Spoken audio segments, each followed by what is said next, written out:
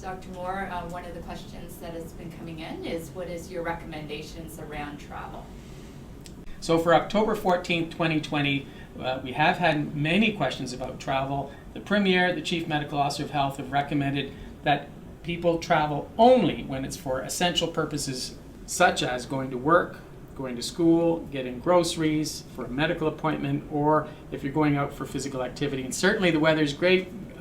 Please get out and get the fresh air. If you're older or have chronic medical conditions, please consider someone else going into these public spaces to get your groceries. You can have medical appointments virtually now, and you can have your pharmacist deliver. So consider options to avoid going into public spaces.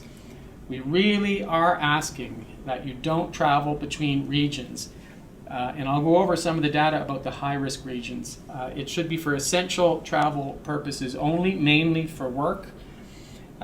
If you look at the data, so Ottawa right now is at 70.4 cases per 100,000 people per week.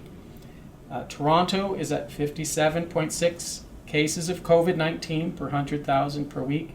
And KFL&A is at 5.2 per 100,000 per week. I will point out we were at 10, which is a warning level for us last week, but we've been able to bring the numbers down. People have been isolating and quarantining appropriately.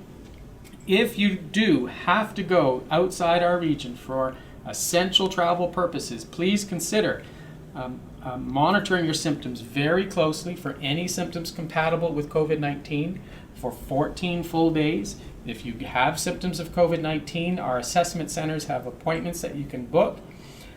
Also consider isolating yourself. Stay away from others as best you can if you've been to high-risk regions and are coming back. This way, we'll be able to maintain our low rate of infection.